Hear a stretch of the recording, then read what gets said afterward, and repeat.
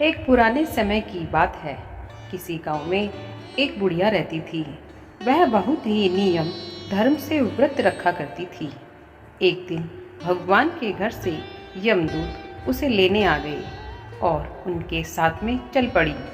चलते चलते गहरी नदी आई तो यमदूत बोले कि माई, तुमने गोदान किया हुआ है या नहीं? बुढ़िया ने उनकी बात सुनकर मन में गाय का ध्यान किया और वह उनके समक्ष आ गई। बुढ़िया इस गाय की पूंछ पकड़कर नदी पार कर गई। वहीं बीजों के साथ फिर आगे बढ़ी तो काले कुत्ते आवे। यमदूत बोले, खुद को दान किया था? बुढ़िया ने मन में कुत्तों का ध्यान किया तो रास्ते से हट गई। अब यह फिर से आगे बढ़ी तो रास्ते में उसके सिर पर कोई ने चोंच मारना चालू कर दिया। यमदूत बोले, माई, ब्राह्मण की बेटी के सिर तेल लगाया था। बुढ़िया ने ब्राह्मण का ध्यान किया तो कोई चोंच मारना बंद कर दिया और कुछ आगे बढ़े तो बुढ़िया के सिर पर कांटे चुभने लगे।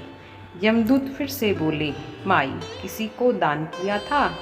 बुढ़िया ने ध्यान किया तो फिर उनके पैरों में चप्पल आ गए और फिर आगे बढ़ी। जब हम लोग लेकर यमदूत पहुँचे तो चित्रगुप्त जी महाराज बोले कि हे धर्मराज जी महाराज, बुढ़िया ने दान पुण्य बहुत किया, लेकिन आपकी ना तो कोई कहानी सुनी ना ही कोई दान पुण्य किया। तुमने परम धाम का दरवाज़ा इनके लिए किस लिए खोलूं? सारे बात सुनने के बाद बुढ़िया बोली, हे भगवान, आप मुझे 7 दिन के लिए धरती पर भेज दीजिए। मैं धर्मराज जी महाराज का व्रत रखूंगी, उद्यापन करूंगी और वापस आ जाऊंगी। फिर माई को वापस धरती पर अपने गांव आ जाती है और गांव आने पर उसे सब भूतनी समझकर अपना दरवाज़ा बंद कर लेते हैं। तब वह अपने घर गई तो बेटा बहू ने भी दरवाज़ा बंद कर लिया। बुढ़िया ने कहा कि मैं भूतनी नहीं हूँ, मैं तो धर्मराज जी की आज्ञा से वापस धरती पर 7 दिन के लिए आई हूँ। इन दिनों में मैं धर्मराज जी का व्रत करूँगी और उनका उद्यापन करके मैं वापस चली जाऊँगी।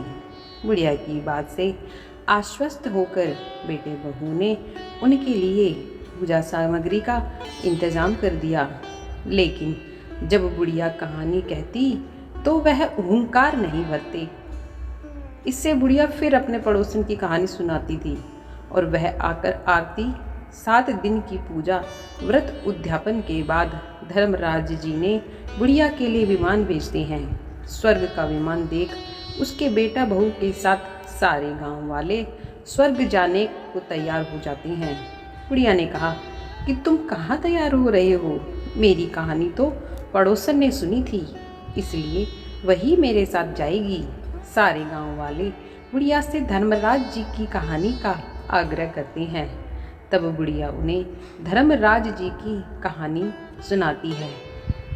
कहानी सुनने के बाद सभी विमान में बैठकर स्वर्ग लोक चले जाते हैं।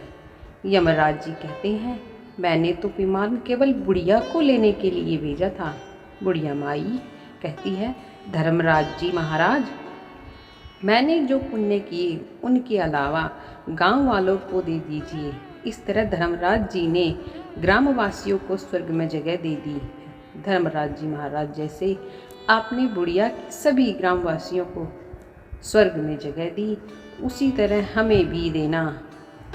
कहानी सुनने वालों को और कहानी कहने वालों को भी जगह देना। धर्मराज महाराज जी, आप सभी को सुख शांति प्रदान करना। जय हो धर्मराज की, महाराज की जय हो।